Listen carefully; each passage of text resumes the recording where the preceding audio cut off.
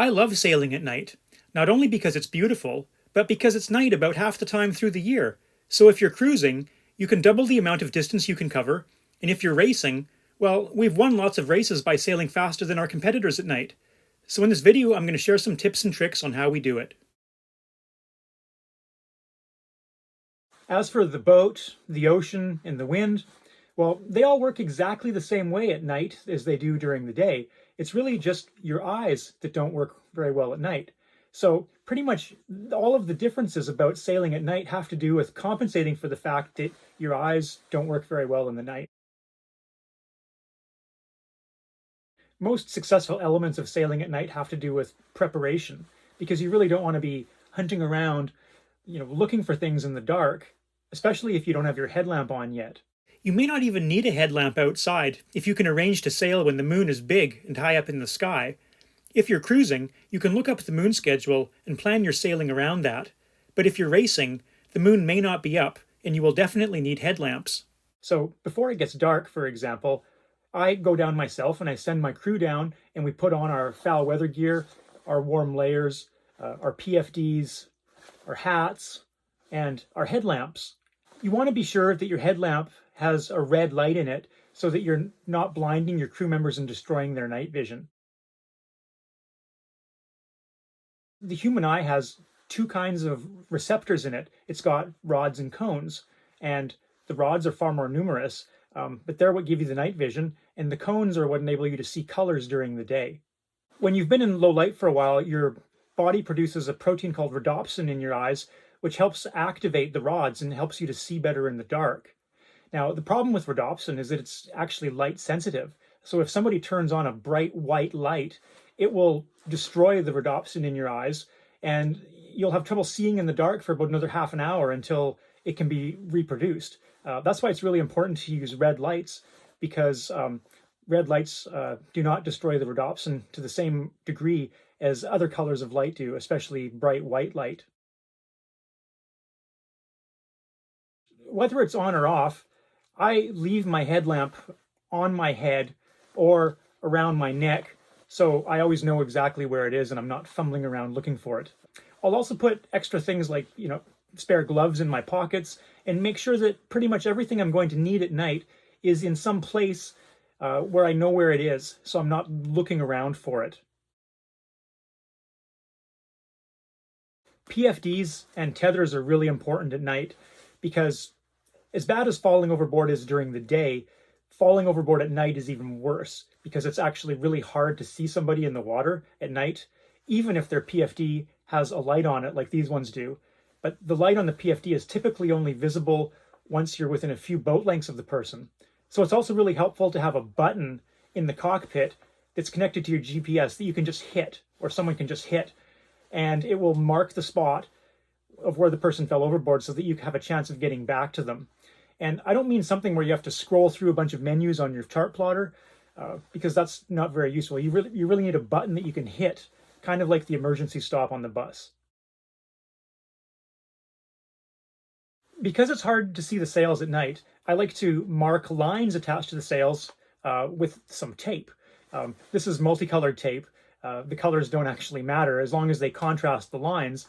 You can put a little piece of tape around the line where the line encounters the winch or where it encounters a clutch, so that you know exactly where it is. When that piece of tape gets to the winch, you know that this sail is fully trimmed for close hauled, or when this halyard gets to the clutch with the piece of tape, you know that the sail is fully hoisted.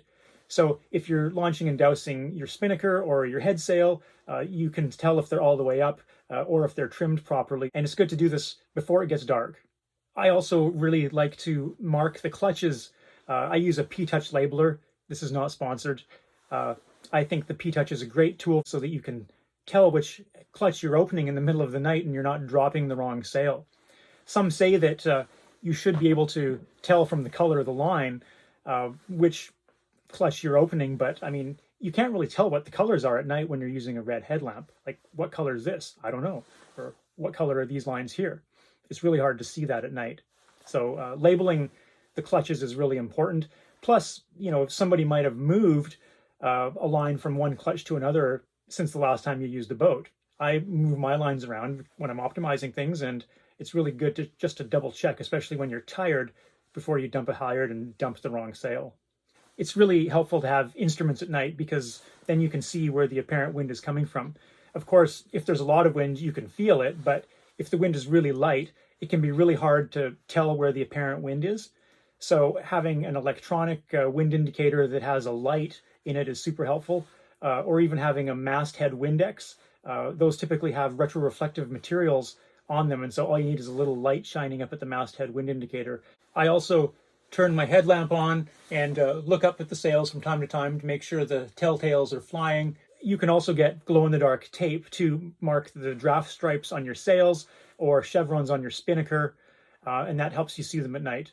In fact, I find it's just helpful to buy light-colored spinnakers with a darker contrasting luff, and generally I can see that in the dark. But instead of active trimming at night, it's sometimes easier to set your sails for a specific apparent wind angle and then have the helmsperson steer to that using the wind instruments. So for example, if you're flying a spinnaker, you can set that to a beam reach of apparent wind and then have your helmsperson steer to that using the wind instruments. It's also helpful to have a compass with a light in it to keep track of the boat heading, because the things that you might use during the day, like a distant cloud over there or a distant mountaintop over there, well, you won't be able to see those. And so you're going to need something to make sure that you're generally pointing in the right direction. It's also helpful to know, too, like if the wind is shifting and you're watching the wind instruments, to know that, oh, you've come up 20 degrees. Well, maybe you should tack or jibe then. To avoid hitting other boats, I like to use flashcards to practice memorizing the lighting patterns that you see on different things like freighters, fishing boats, towboats, and barges and things like that. And it's really important to be able to recognize these things quickly to prevent a collision. You can also use AIS.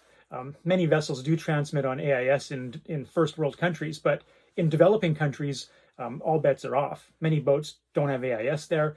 They don't even have proper navigation lights. That being said, many boats that are fishing off the coast of developing countries do have some kind of lights, so at least you can see them and try and avoid them even if they're not proper navigation lights. What's a lot harder to avoid hitting at night is debris in the water, like logs and kelp and other floating garbage, because it's just really impossible to see. But the best technique for that is to keep track of how much debris there was in the water during the day, because there's likely to be a similar amount in the water at night. And so if there was lots of debris in the water during the day, well, there's probably going to be lots in the water at night. If the water was clear during the day, there's a reasonable likelihood that it will be clear at night, although you could still hit something. For that reason, it's useful to have some kind of crash bulkhead within the first meter or 3 feet of the bow of your boat. All boats should really have crash bulkheads. I don't know why some don't, but if you're reasonably skilled with composite work, I'd highly recommend installing a crash bulkhead, especially if you're sailing at night. So as long as you're reasonably confident that you're unlikely to hit something and you're confident in your sailing skills, there's no reason why you can't sail as fast during the day as you do at night. We've won lots of races sailing faster than the other boats at night. And even if we're only sailing at 90%, if they're sailing at 80%, that's still an advantage.